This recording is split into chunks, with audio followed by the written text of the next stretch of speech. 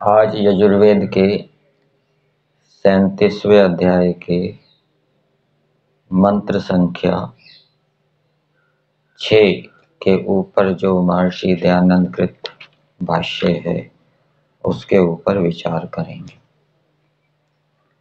पीछे हमने मंत्र संख्या 5 के ऊपर विचार किया था और मंत्र संख्या 5 के माध्यम से परमेश्वर ने श्रेष्ठ अध्यापक कौन से होते हैं उनके विषय में बताया था कि जो पृथ्वी में मनुष्यों को उत्तम शिक्षा और विद्या से युक्त करने को समर्थ होते हैं वे श्रेष्ठ अध्यापक होते हैं। और मंत्र के अंदर यज्ञ की चर्चा आई थी। मख शब्द यज्ञ के लिए आया है और यज्ञ का एक अर्थ मंत्र के पदार्थ में सत्कार किया था, सत्कार रूप यज्ञ। तो संतानों का सत्कार करने का मतलब है संतानों को उत्तम विद्या और अच्छी शिक्षा से युक्त करना। यदि माता पिता अपनी संतानों को उत्तम विद्या और अच्छी शिक्षा से युक्त नहीं कर रहे तो वो अपनी संतानों का सत्कार नहीं कर रहे।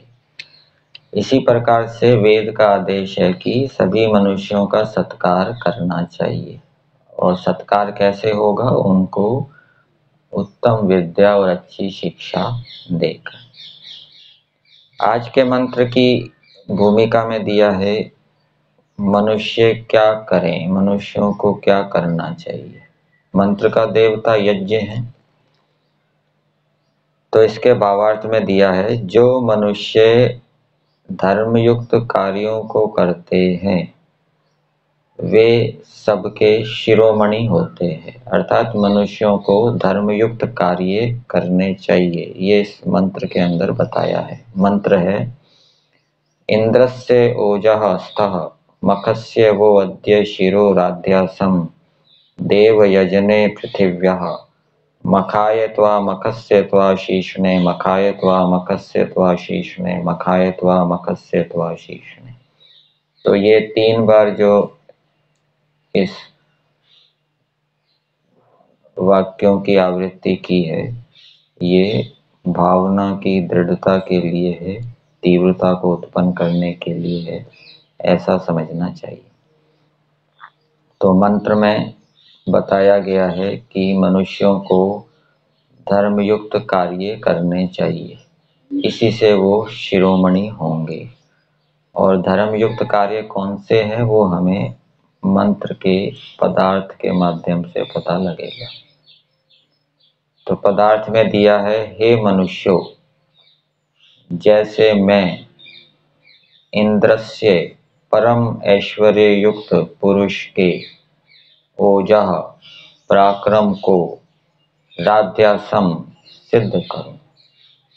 तो मनुष्यों को एक तो इंद्र बनना चाहिए, परम ऐश्वर्य से युक्त होना चाहिए, उत्तम उत्तम गुण कर्म स्वभाव अच्छी शिक्षा से युक्त होना चाहिए और अच्छी शिक्षा उत्तम गुण कर्म स्वभावों से युक्त होकर उत्तम उत्तम कर्मों को प्रारंभ करके उनको पूरा करना चाहिए। तो जैसे इंद्र परम ऐश्वर्य युक्त पुरुष उत्तम उत्तम कार्यों को सिद्ध करता है वैसे ही दूसरे मनुष्यों को भी परम ऐश्वर्य युक्त होकर उत्तम उत्तम कार्यों को सिद्ध करना चाहिए। फिर आगे दिया है वैसे अद्य आज पृथिव्या भूमि के देव यजने उस स्थान में जहाँ विद्वानों का पूजन होता है शिरः उत्तम अवयव के समान तुम लोगों को सिद्ध करो। अर्थात विद्वानों का पूजन करना चाहिए, ये धर्म युक्त कार्य है।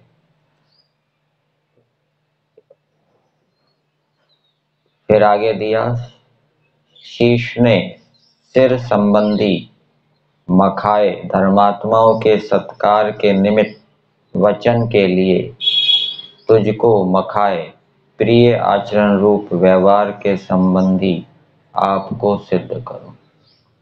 तो विद्वानों का पूजन करना, विद्वानों का सत्कार करना, ये धर्म युक्त कार्य है, ये इस मंत्र के अंदर बताया है। इसी प्रकार से धर्मात्माओं का सत्कार करना, ये भी धर्म युक्त कार्य है। अधर्मात्माओं का तिरस्कार करना और धर्मात्माओं का सत्कार करना, ये धर्म युक्त कार्य है। फिर आगे बताया प्रिय आचरण रूप व्यवहार। तो सब मनुष्यों के साथ प्रिय आचरण करना, ये धर्म युक्त व्यवहार है। सत्यम बुर्यात प्रियम बुर्यात, सत्य बोलना चाहिए, प्रिय बोलना चाहिए। ये तो मनुस्मृति के श्लोक के अंदर वाणी की बात कही है। आचरण भी ऐसा होना चाहिए, ऐसा आचरण करना चाहिए जो कि सत्य से युक्त हो और दूसरे के लिए, दूसरे को वो प्रिय हो। जैसे कि गुरुकुल के अंदर विद्यार्थी जाता है, ब्रह्मचारी पढ़ता है, तो ब्रह्मचारी के लिए विधान किया गया है कि वो आचार्य का प्रिय आचरण करे। इसी प्रकार से गृहस्थ के अंदर भी पति पत्नी एक दूसरे के प्रिय आचरण करें, व्यभिचार आदि ना करें। व्यभिचार आदि अप्रिय आचरण है। तो ये प्रिय आचरण रूपी धर्म का सेवन मनुष्यों को करना चाहिए। धर्मात्माओं के सत्कार रूपी धर्म का सेवन मनुष्यों को करना चाहिए। विद्वानों का सत्कार रूपी धर्म का सेवन मनुष्यों को करना चाहिए। फिर आगे दिया उत्तम गुणों के प्रचारक शिल्प यज्ञ के विधान के लिए आपको सत्य आचरण रूप व्यवहार के संबंधी आपको सिद्ध करूं। तो ये शिल्प यज्ञ है, अनेक प्रकार की भौतिक विद्याएं हैं। उन भौतिक विद्याओं का प्रचार करना चाहिए, उनको सीखना चाहिए, दूसरों को सिखाना चाहिए। ये धर्म है।